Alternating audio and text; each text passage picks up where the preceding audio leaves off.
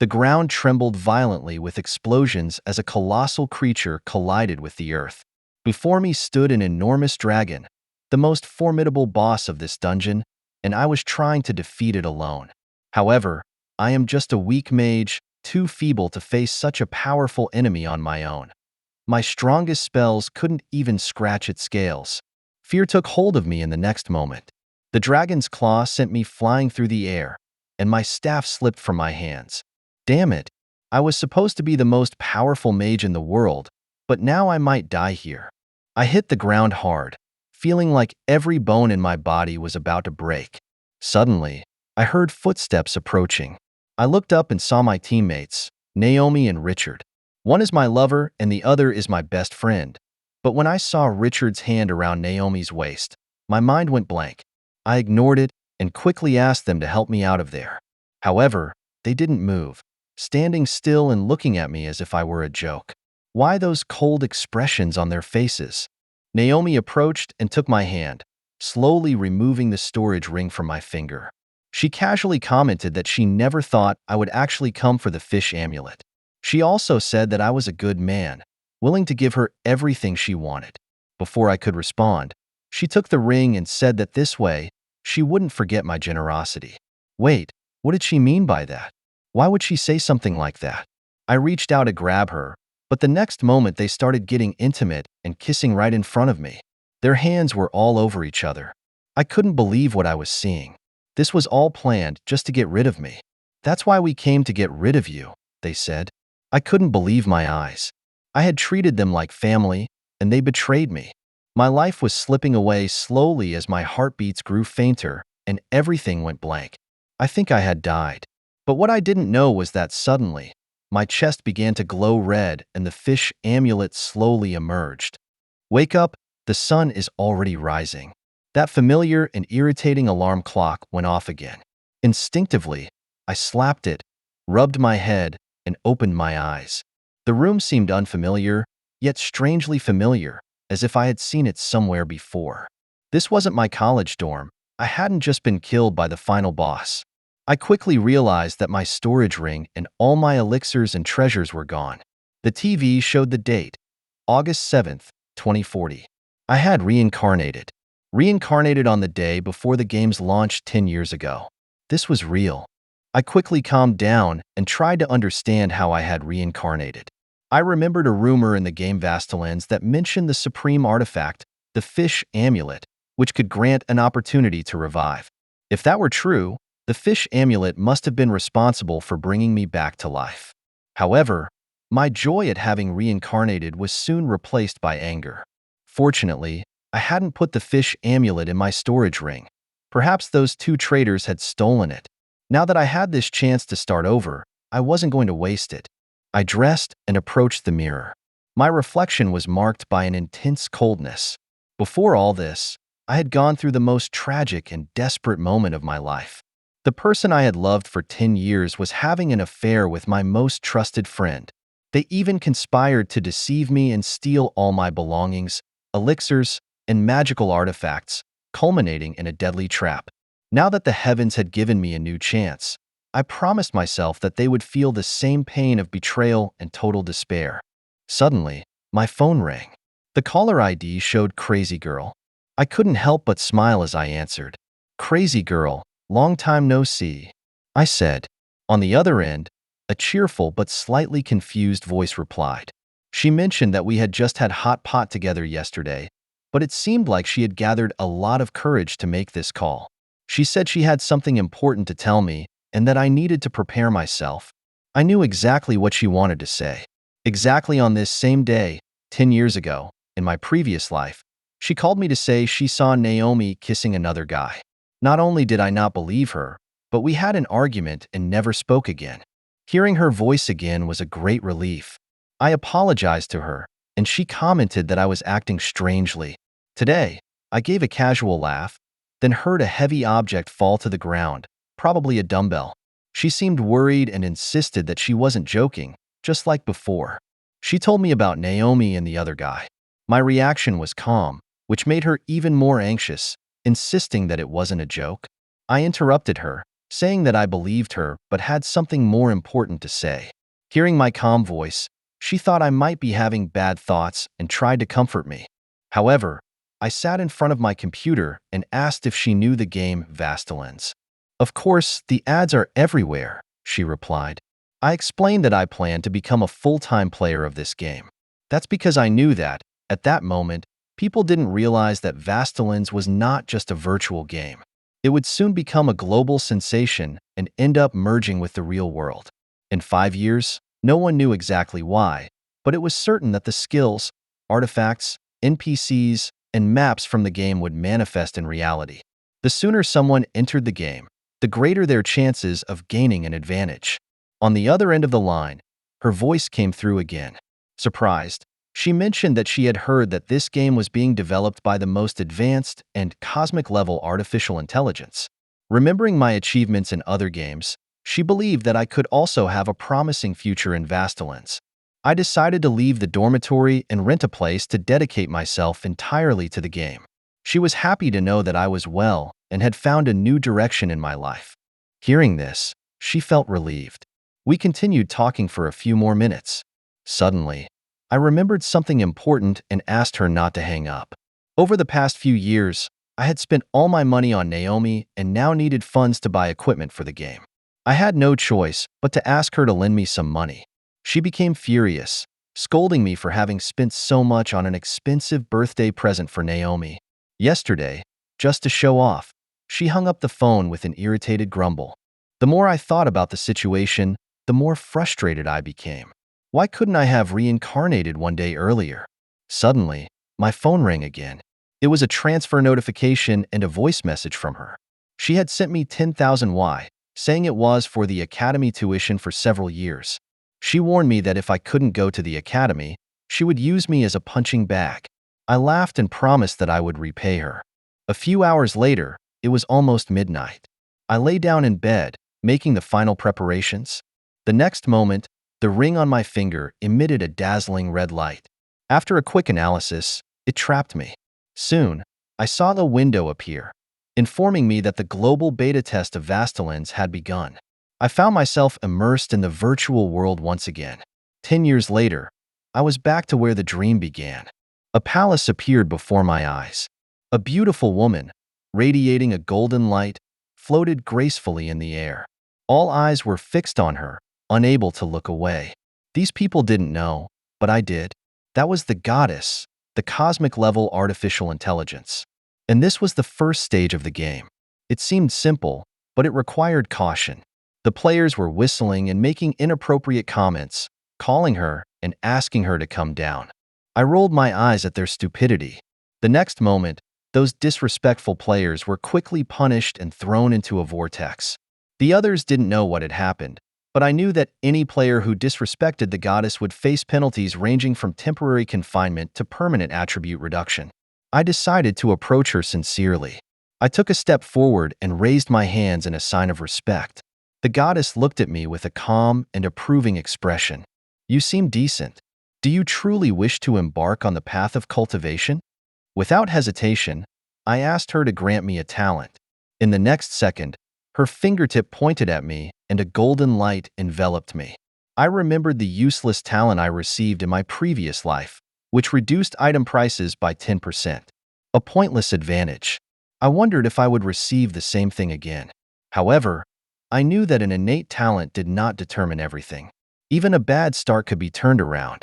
With my knowledge of 8 wastelands, a beam of light appeared behind me and a window emerged in front of me. Innate talent acquired, defying fate. I was astonished. This talent was different from what I received in my previous life. The talent had 3 effects. First, every time I died, all my innate attributes would decrease by 10%. Upon entering a new realm, all attribute rewards would be doubled. And third, each advancement would inevitably attract a tribulation. If I couldn't overcome it, my soul would be destroyed. I was very happy. This talent was simply too powerful. Although it came with its dangers, great opportunities always come with great risks. If I didn't have the determination to face them, my reincarnation would be in vain. The talent has been granted to you.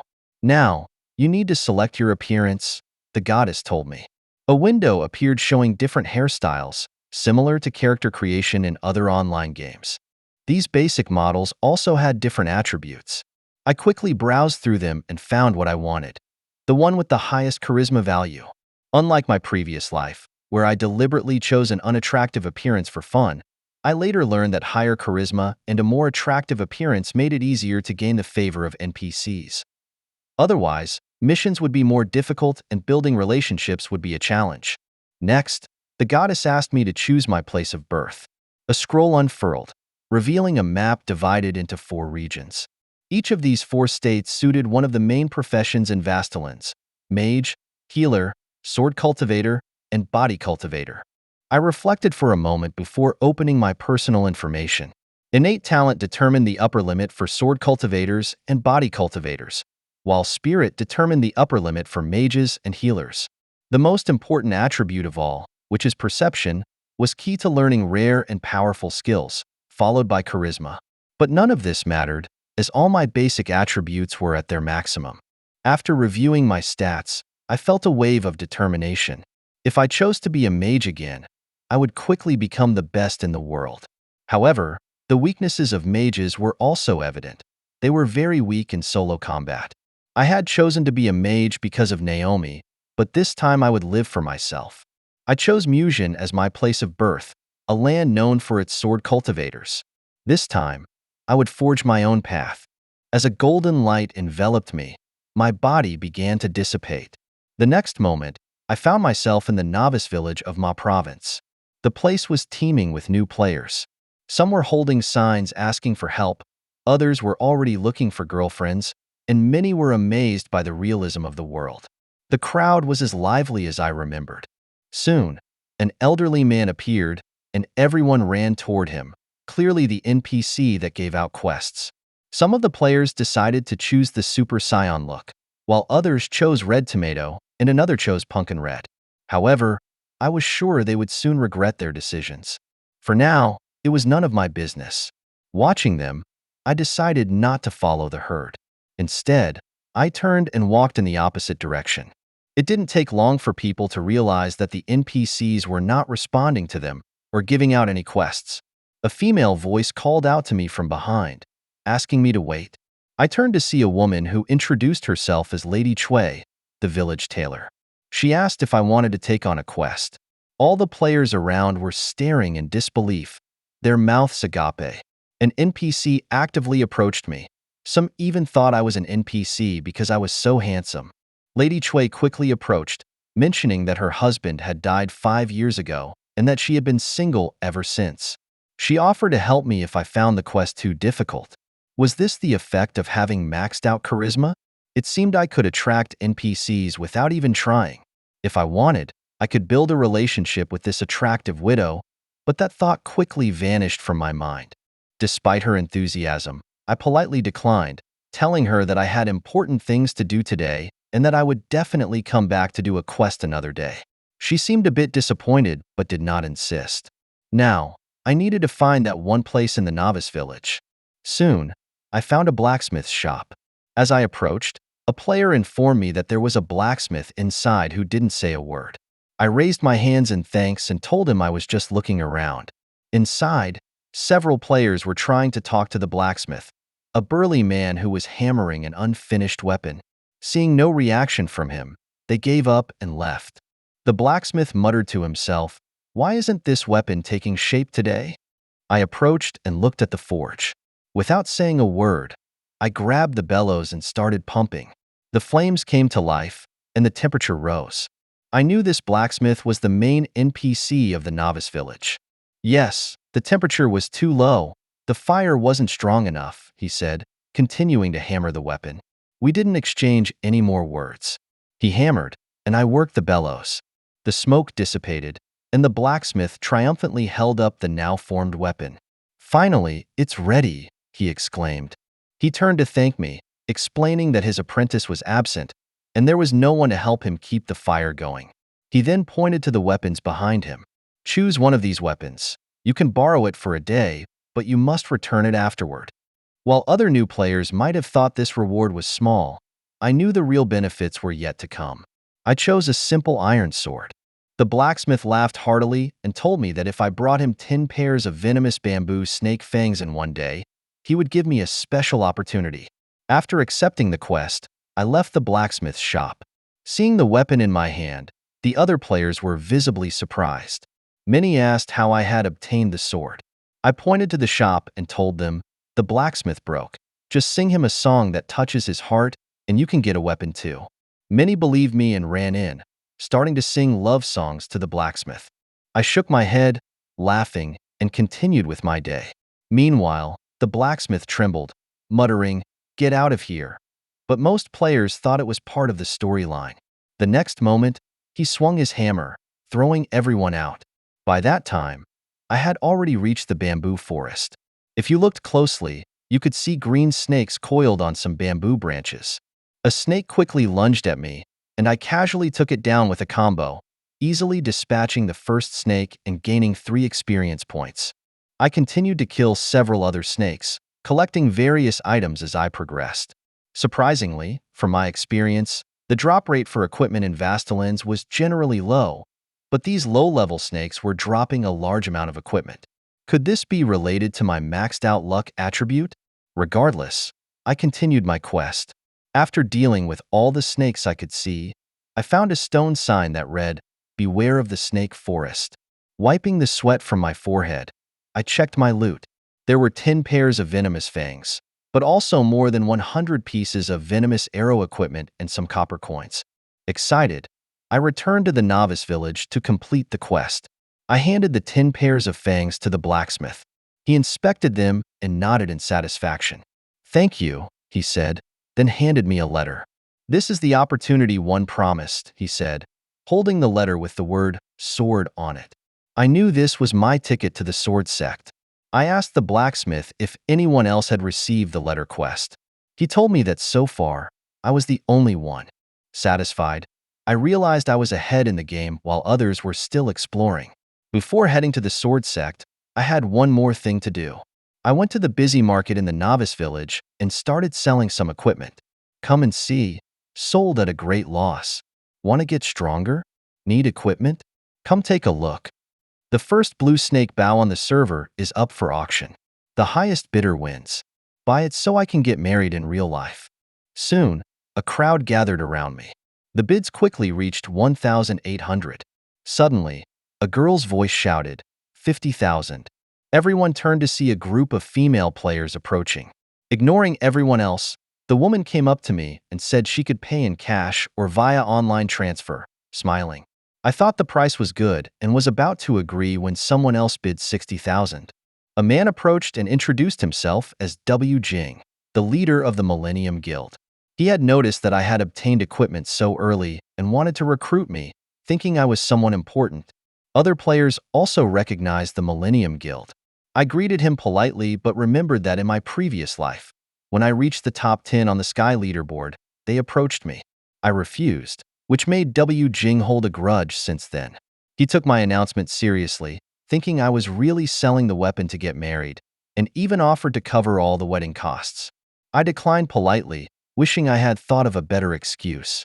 However, W. Jing did not get angry and said that he admired me. When he was about to take the bow and arrow from my hands, the woman bid again. Neither was willing to back down, and soon the price rose to 300,000. I wondered which guild the girl belonged to since she showed no regard for W. Jing. Maybe I could use this to really pressure him. The girl soon raised her bid to 500,000. W. Jing, feeling pressured, tried to assert his identity with a threatening tone. The crowd around was shocked that someone would spend 500,000 on low-level equipment, amazed at how people pay to win these days. At the same time, some speculated that the girl had a powerful background. Unfazed, the girl responded that the highest bid should win and asked if W. Jing thought he could monopolize everything he desired. His face turned sour. The girl looked at him with disdain, knowing that compared to the young woman's family, the Millennium Guild was nothing. Feeling humiliated, W. Jing decided not to buy the bow. He internally lamented encountering such a crazy woman, but didn't want to spend 500,000 on a novice weapon. As he was about to leave, I shouted, "Brother Wong, please wait." He turned to me, asking what else I wanted. Still quite irritated, W. Jing looked at me impatiently. I sincerely told him that the Millennium Guild had a great name and that if Brother Wong was willing to offer 500,000 right away, I would be willing to sell. In return, I wanted him to take care of me in the future. Hearing this, W. Jing's face lit up, and he agreed immediately. His gaze towards me softened slightly, and he began to laugh, promising to help me if I faced difficulties. He immediately prepared to transfer the money. After receiving the money, I handed him the bao. Although I thought to myself that making a good impression now would make it easier to deceive him later, W. Jing, clearly in a much better mood, laughed heartily. As he left, he made a sarcastic comment to the girl, saying she should remember not to go against the Millennium Guild in the future. Spending 500,000 on this junk, what an idiot. The venomous arrows are limited and will run out after a few uses. Suddenly, the girl turned and looked at me, clearly upset. How can you go back on your word? Didn't you say the highest bidder would win? She shouted, pointing at me and calling me an opportunist. She stormed off. I thought for a moment and decided I should find a way to make it up to her. Outside the novice village, in the boar forest, the group of girls was preparing to level up. They decided to split up, each aiming to kill 2 boars. Soon, the other 4 ran off in different directions, and I suddenly appeared. What are you doing here? The girl asked me, still clearly upset.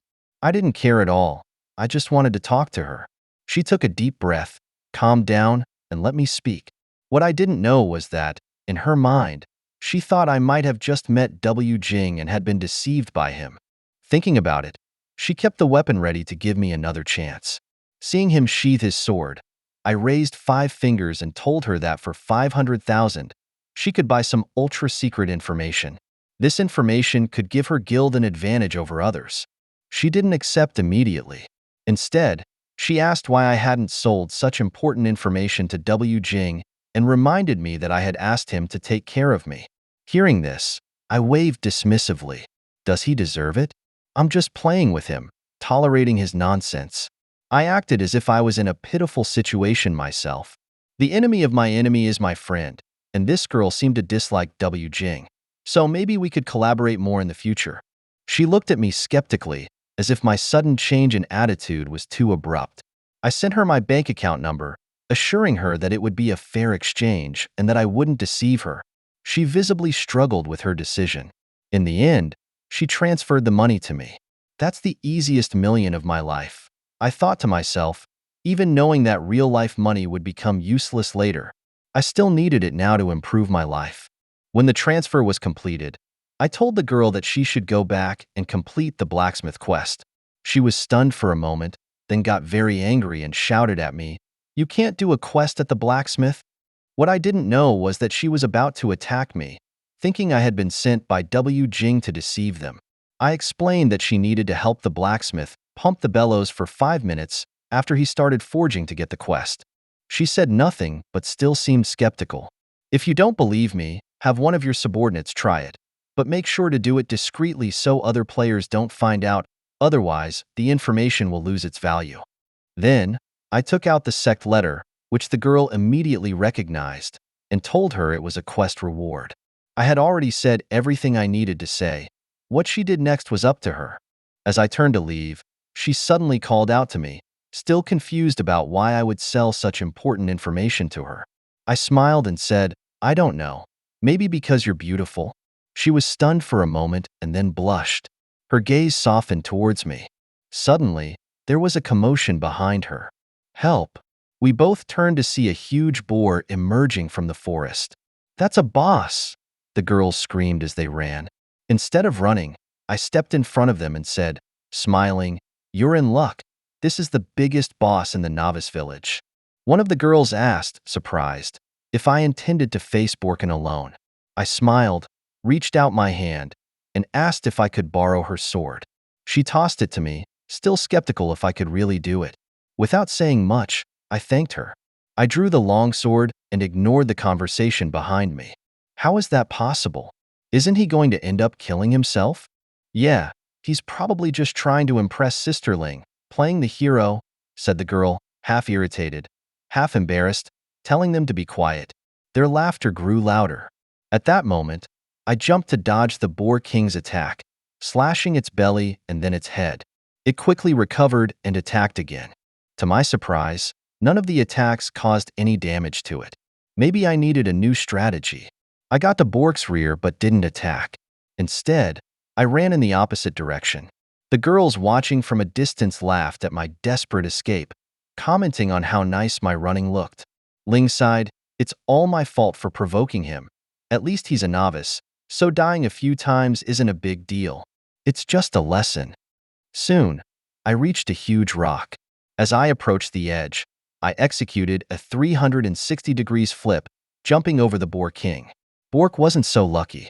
It crashed headfirst into the rocks, breaking one of its thick tusks. A -50 sign floated above its head, while the falling stones caused more damage. The girls were astonished. They didn't know that was possible. Bork was still stunned, and I took the opportunity to strike its head again. I kept hitting it, each strike causing only 8 points of damage, but all were critical hits. Quickly, the boss lost half of its health.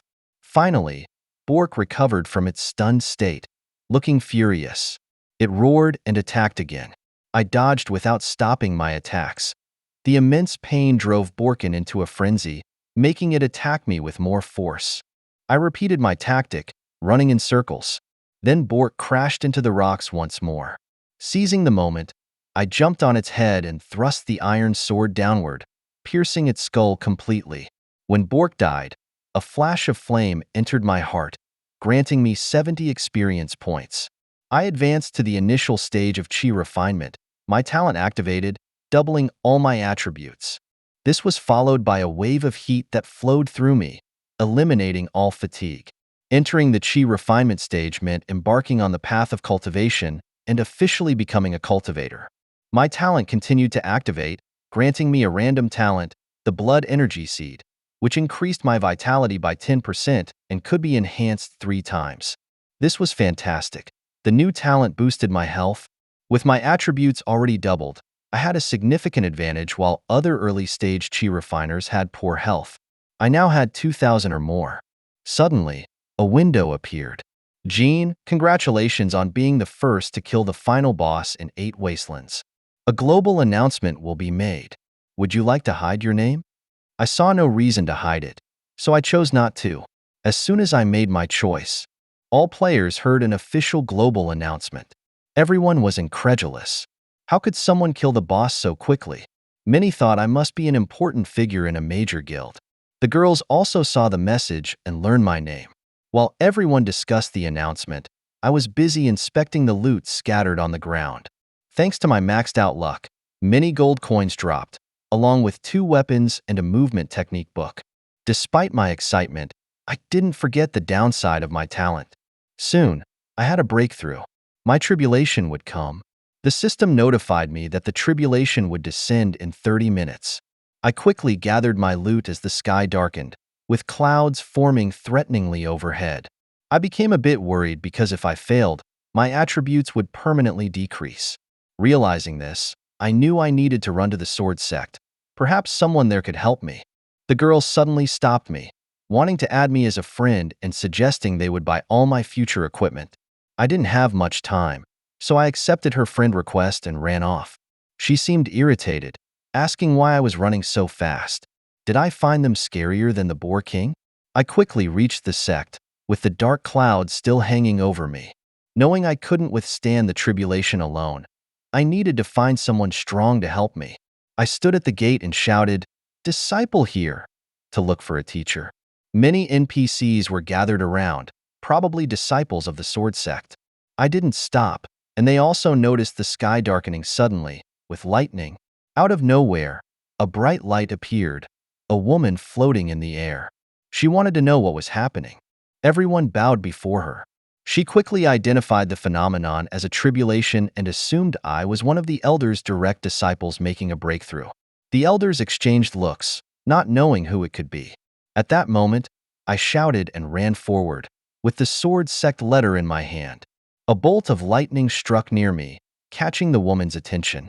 I showed her the letter, asking for her help, knowing it was too early to face the tribulation alone. With a graceful wave of her hand, she enveloped me in a radiant glow.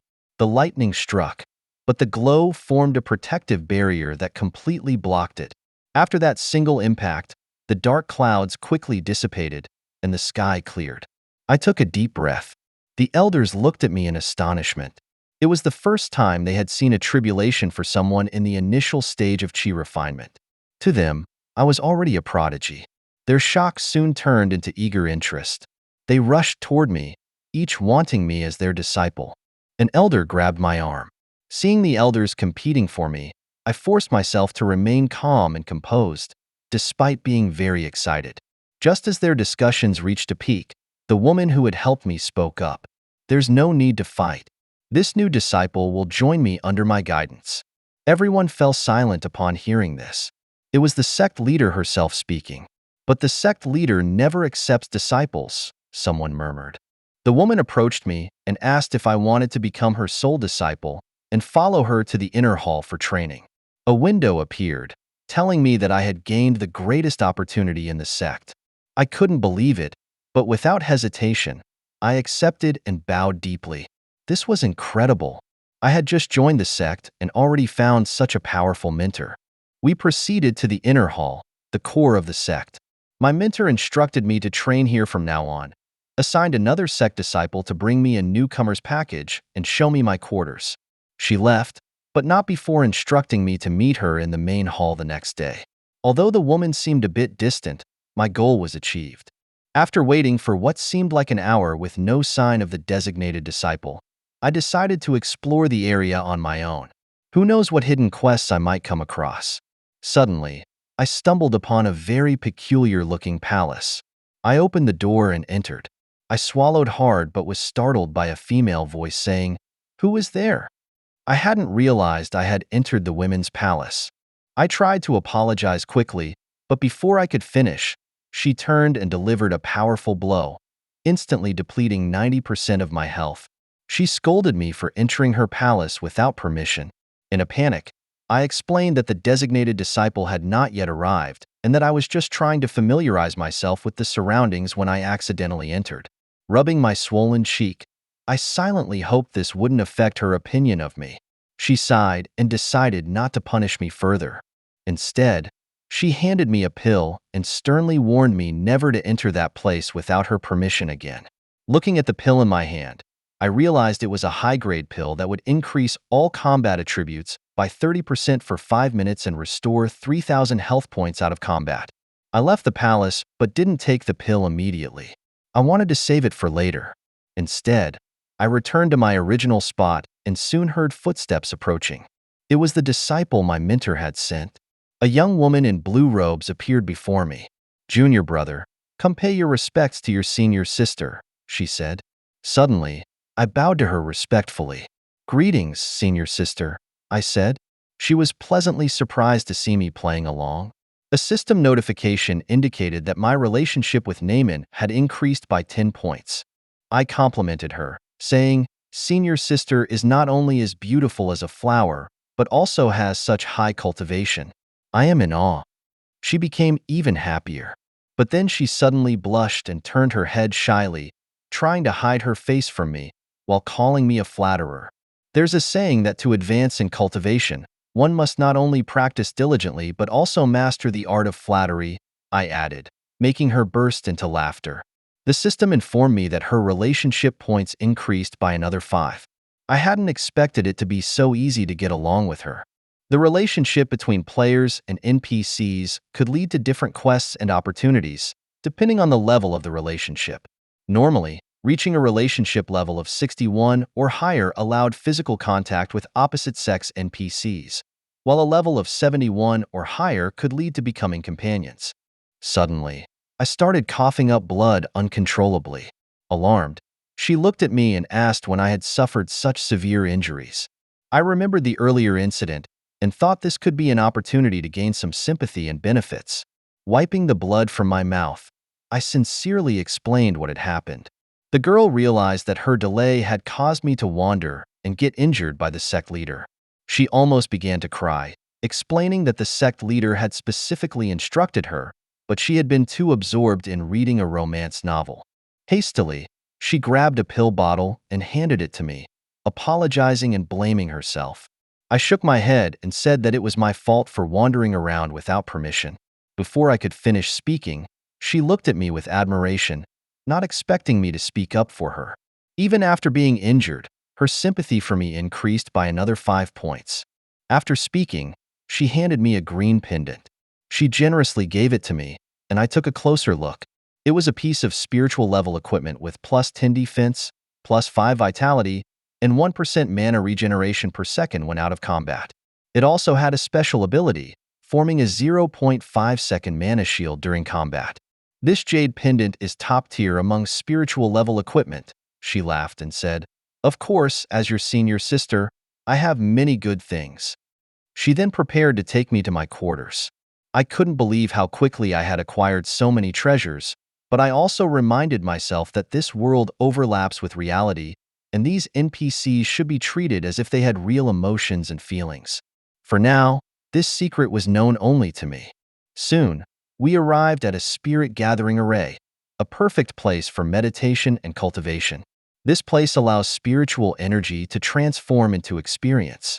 Feeling the spiritual energy around, she mentioned enviously that even her father's house only had a mystical level array.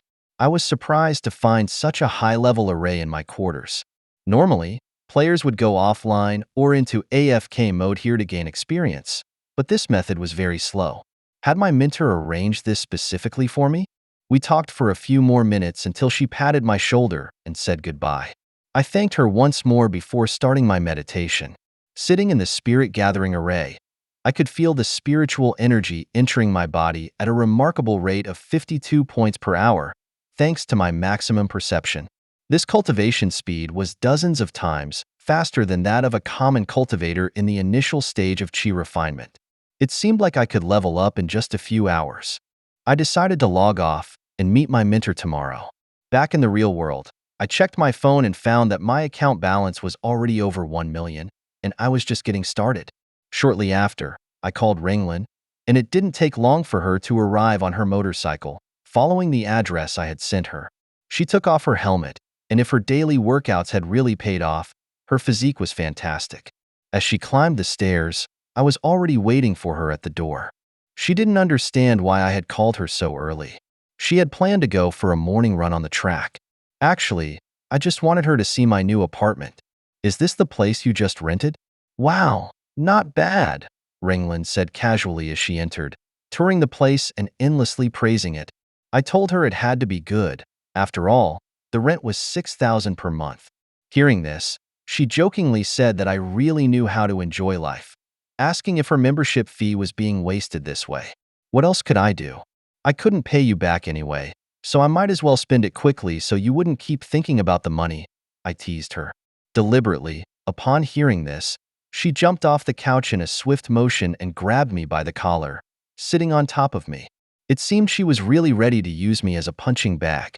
I was scared and tried to explain quickly, but she didn't stop, and I had to keep struggling like a normal guy. After all that constant, though unintentional, friction, how can I put this nicely? My mushroom grew. She seemed to feel something, and her raised fist stopped in midair. Suddenly, her face turned red. She quickly stood up. We both looked down with a slightly awkward atmosphere. Lynn, how dare you take advantage of me? She shouted, raising her fist again. Moments later, there was a knock on the door. It seemed my gaming pods had arrived. I asked them to wait a moment while I rubbed my swollen cheeks. I told her I had earned some money in the game and bought a gaming pod for her too, asking her to get off me. Soon, the delivery people carried both gaming pods into my room. She knew their value and understood that it could make up for the money she had given me before. I knew her college dorm wouldn't have space for them, and if I left them at her house, her father would be so furious that he would surely destroy them. So, I specifically placed them here. I even prepared a room for her. She was no longer angry. This was the latest model of the gaming pod, and she was eager to take pictures and share them on Instagram. I shook my head, thinking that money really does solve 99% of problems. Back in the game, it was already night. My mentor arrived at the spirit gathering array, praising my talent as the best she had ever seen. In just a few hours, I was about to stand out again. I clenched my fists, pretending to be intrigued by the fact that my cultivation had suddenly hit a bottleneck. I knew that each stage required special elixirs to be surpassed, and I wanted to see if my mentor had any to help me. Her expression finally softened a bit, possibly because I had invaded the palace yesterday and almost caused a disaster. But soon she took out a purple pill, explaining that it was a chi-gathering pill, used as an offering, capable of helping me break through the barrier. I thanked her, knowing that these pills were only available in the best sects. When I thought she was about to give it to me, she crushed it. Although your talent is exceptional, I fear you might become someone who only knows how to cultivate without real cultivation strength and power, but also without battle experience. Suddenly, I realized something, remembering my past life. I knew that cultivation could be enhanced with pills and rare treasures, and attributes could be improved with equipment, but battle skills had no shortcuts. I nodded and told her, a plant in a greenhouse is not fit for climbing the path of immortality. Only a tree that grows amidst storms can achieve eternal life. Hearing this, she seemed quite satisfied. A window appeared. Veronica's relationship increased by 5 points. I hadn't expected that sharing my insights would earn me the sympathy of the sect leader. Although it wasn't much, it was a great start. Who knows what might happen in the future? Perhaps something like that. No, I can't let my mind wander. I am destined to become the greatest sword cultivator in the world. I can't be distracted by romantic entanglements. Women would only slow down my sword-drawing speed. Next, she took out another pill, instructing me to choose a difficult refinement-level mission from the outer hall. If I completed it, I would receive this spirit-gathering pill. Before I left, she also gave me the scroll with the sect's core cultivation technique, the Tianan Heart Sutra. This was a fundamental technique that all Tianan sword sect disciples had to learn. The greater the proficiency in it, the more the benefits. This was one of the advantages of being a disciple of the sect leader. Although other disciples could also learn it, they had to perform many tasks to do so. But I didn't have to. I quickly went to the outer hall. There were already some players scattered around. This didn't surprise me, as some diligent players would naturally discover the hidden mission from the blacksmith. However, I had already become the sect leader's disciple and entered the inner hall. "Hey, big shot!" A female voice suddenly shouted from behind. I immediately realized it was directed at me. It was Ling. I didn't expect her to join the sword sect as well. This was really great. Having a friend around could be useful later. "What a coincidence, you joined the sword sect too," I asked. "I prefer using swords, so naturally I chose the sword sect," she replied. We talked for a while, but I ended up excusing myself, explaining that I had a task to complete. Ling wanted to talk more, but I quickly left. The girl next to her laughed. "Sister Ling, not even you can convince him with your beauty. It seems winning him over will be quite a challenge." She blushed and began to argue.